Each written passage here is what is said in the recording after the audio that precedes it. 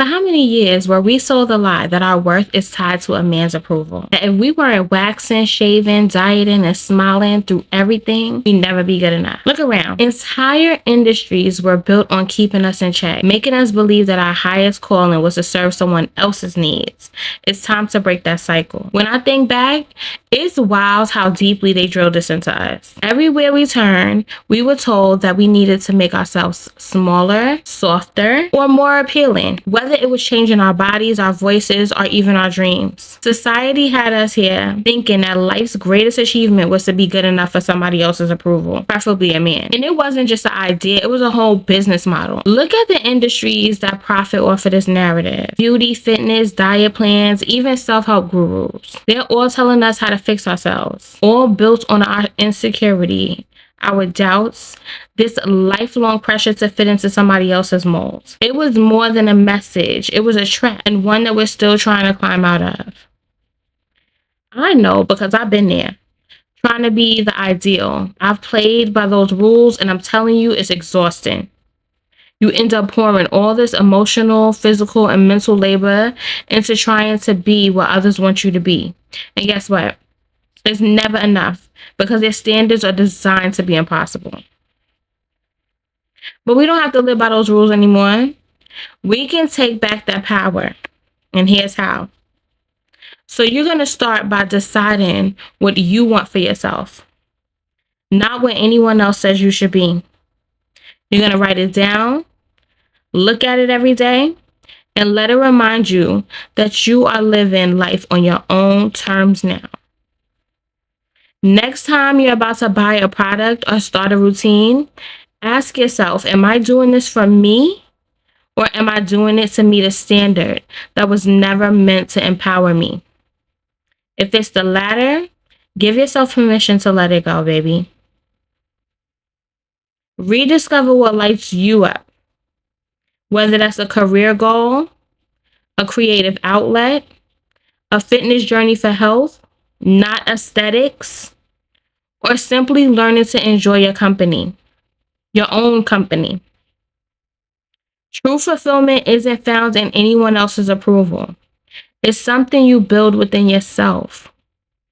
Ladies, we've done enough giving away our time, money, and energy to standards we never chose. We're done with the trap, and we're moving forward to something real. Our own happiness, our own lives, no permission needed.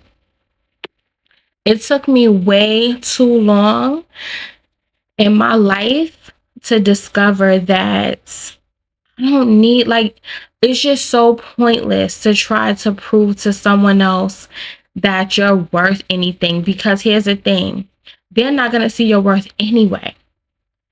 You know, the people that were meant to see your worth, they will see your worth just by you being you.